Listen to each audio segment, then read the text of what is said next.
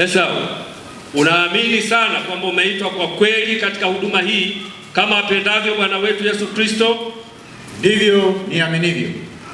Je, waamini kwamba maandiko matakatifu yanayo elimu yote ya kutosha iliyofaradhi kwa wokovu wa milele kwa imani katika Yesu Kristo? Tena umekusudia kabisa kuwaelimisha watu utakaokabidhiwa leo katika maandiko hayo matakatifu? Naamini, tena nimekusudia hivyo kwa neema ya Mungu.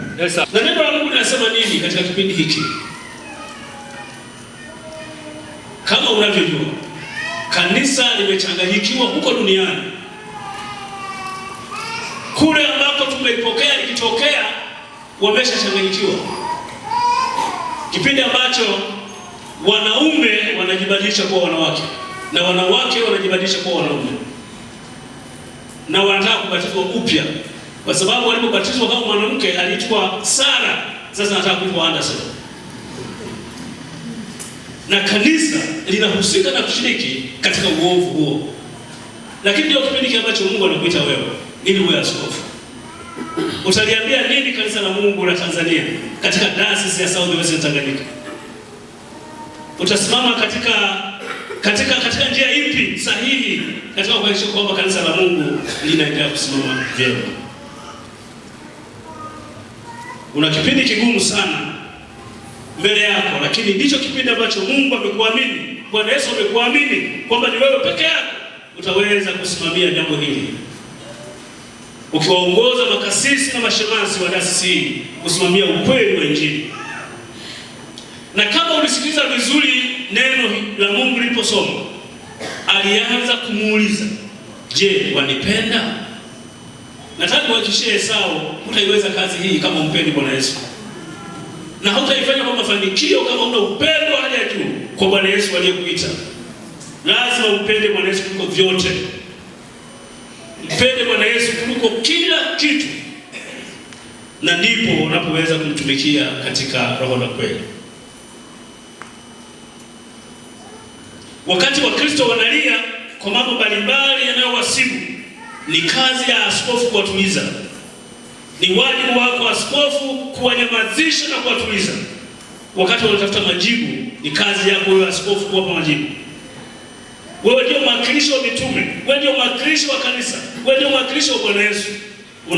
Unapaswa kuwapa majibu. Katika Isaya sura ya 40 mstari wa kwanza anasema, watulizeni watu mioyo. Viongozi wa kanisa wanapewa wajibu wa kuwatuliza watu mioyo. Wakati wanahangaika, wakati wanateseka, wanahitaji kutulizwa, na ni askofu anayeweza kuwatuliza, pamoja na makasisi na mashemasi ambao Mungu amewaita kwa huduma hii, na masista na wengine ambao wameitwa kwa huduma hii. Watulizeni watu, watulizeni mioyo. Lakini ninukuu maneno na hotuba aliyosema Askofu Chakwewa kutoka Tabora. Nchi na ulimwengu tuko kwenye changamoto ya maadili. Tuna watu wachache sana wenye ujasiri wa Askofu Chakwewa kuzungumzia swala la maadili kwenye jamii, ndani ya kanisa, hata kwenye jamii, hata kwenye serikali. Mnaweza mkakosa watu wenye ujasiri wa kuzungumzia maadili, rushwa, maadili ya uongozi. Hata mambo aliyozungumza hapa kuhusu ndani ya kanisa, mambo ya ushoga, bado watu watafuna maneno kuzungumza. 2023, Christmas ya 2023, Askofu Kasala wa Jimbo Katoliki Geita alizungumza maneno magumu sana, kwamba ni heri abariki jiwe la kujenga nyumba kuliko kubariki ndoa ya jinsia moja. Tunataka kanisa, tunaomba makanisa, madhehebu ya dini yawe na ujasiri wa kuzungumzia maadili ndani ya jamii, maadili ndani ya kanisa, na kuweka dhamira kwamba mambo haya hayatajirudia. Mkuu wa kanisa ametupitisha hapa kwamba tuwahi kucharaza viboko hapa mwaka 2000. Mwaka 2000 pengine askofu mteule leo, pengine kwa ni mwanafunzi anasoma chuo, leo anakuja kuwa askofu mteule. Je, mambo yale ya mwaka 2000 yatajirudia tena 2035? Tunaweka dhamira kwa Mungu kwamba haya mambo yaliyomwaibisha Mungu msalabani, hebu yasitokee tena mbele ambacho hakikubaliki. Kama kanisa tukishindwa kukemea, tukawa kwenye magomvi, tukawa kwenye kila aina matendo ya hovyo ya kidunia, tutatoa wapi ujasiri wa kuisema serikali? Tutatoa wapi ujasiri wa kuisema serikali? Utamsemaje rais? Utamsemaje waziri? Utasemaje bunge? Utasemaje muhimili wa mahakama? Kama kwenye nyumba yako wewe mwenyewe ndani ya kanisa kuna migogoro na kuna kila aina ya maudhi ya kidunia.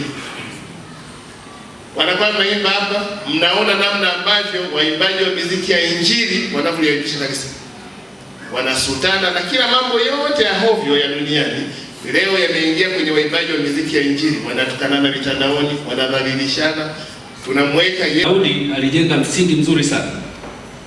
Mwanawe Suleiman alipokuja kuharibu nchi yote ya Israeli, ikaingia kwenye mkumbo mbaya.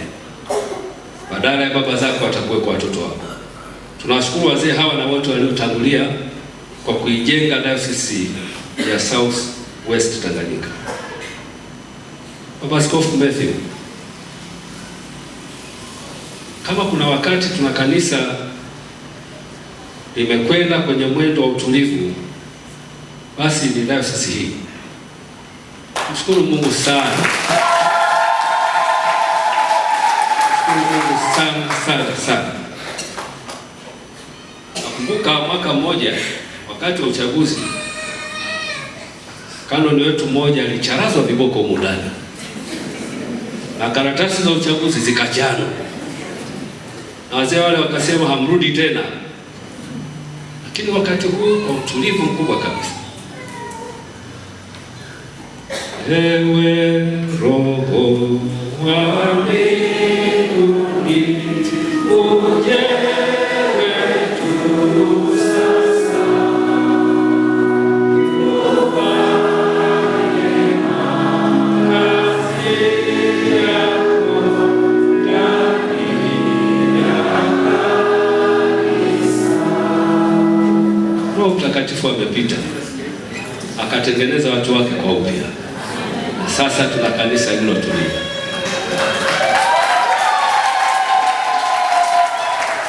Na hiki ndicho serikali inachokiomba.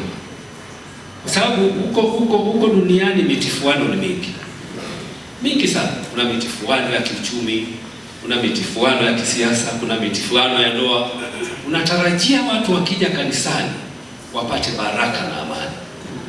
Akija huko nyumbani amepigwa makofi, amejaa uso, akija hapa apate kausingizi kama huko nyumbani hakula. Sasa kanisa likiwa lenyewe ndio linaloanza kutifuana tena. Huko duniani imetifuana, humu ndani imetifuana. Hao watu waende wapi? Baba, sasa hii ni changamoto kwa. Ulituliza kanisa. Na sisi tunakuombea. Mungu akutie nguvu. Lakini pekee tena nimshukuru sana Baba Askofu Tabora. Huduma ya neno ameitendea haki. Kufika kwako katika tukio hili muhimu ili kuimarisha mahusiano yaliyopo kati ya taasisi za dini na serikali yetu ya Jamhuri ya Muungano wa Tanzania. Jambo hili kwani ni jema na ni chombo kizuri cha kutuleta pamoja na kuondoa matabaka ya kidini yanayoweza kuligawa taifa letu na kusababisha kuzorota kwa mshikamano wetu miongoni mwa Tanzania.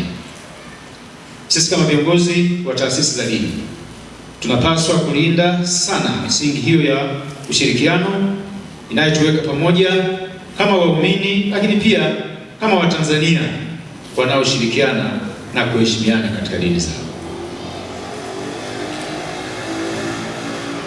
Tumie fursa hii kwanza kumshukuru Mwenyezi Mungu, Baba mstaafu, baba yangu Matthew Fred Mhagama, kwa kazi kubwa sana ambayo imefanya tangu umeingia kwenye madaraka yako katika dayosisi yetu.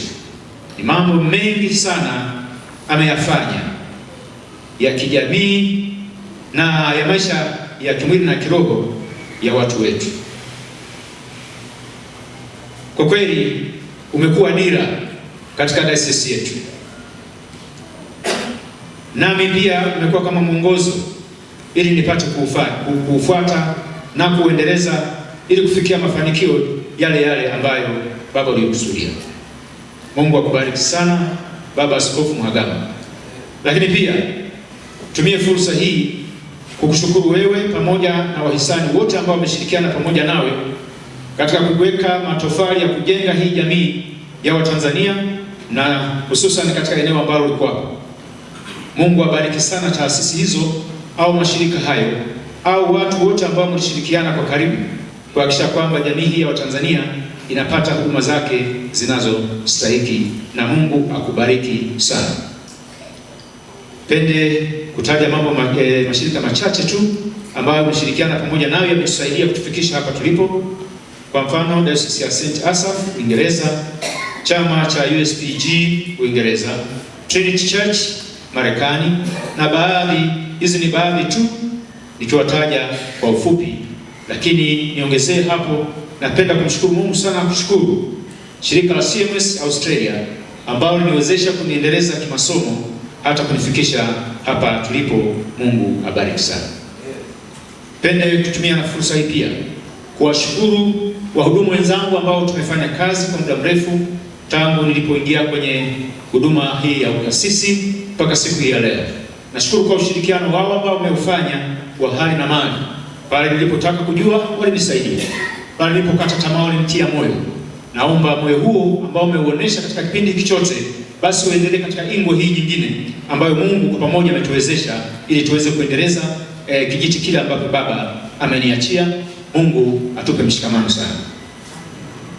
Nitumie fursa hii pia kuwashukuru waumini wote kwa ujumla wake kwa ushirikiano ambao umeonyesha katika mitaa ambayo nimeifanya na hata mitaa ile ambayo sijaifanya kama vituo, lakini wote mlipoomba kwa ajili ya watumishi, naamini kabisa kwamba jina langu hamkulisahau, mliniombea. Kwa hiyo kama kuna mafanikio yote ya utumishi wangu mpaka leo, basi ni juhudi za Wakristo wote kwa ujumla, nami nasema Mungu awabariki sana. Tumie fursa hii kuwaalika Wakristo wote kwa ujumla kuendelea kuniombea na tuendelee kuombeana. Mimi nitaombea na ninyi mniombee. Paulo anasema, naomba mniombee ili nihubiri Injili kwa ujasiri. Vivyo hivyo tusiposhikamana na kuombeana, kazi ikiharibika, basi wa kwanza kulaumiana ni sisi wenyewe. Lakini tukishikamana, kazi ya Mungu itakwenda na Mungu hatakuwa mbali na sisi, atatusaidia. Nitumie fursa hii pia kukushukuru tena Mheshimiwa Mkuu wa Mkoa kwa moyo wako wa dhati wa kuahirisha shughuli zote ambazo pengine leo zingeweza kufanyika, lakini kwa sababu ya upendo wako mkubwa wa kufanya kazi pamoja nasi umekuja.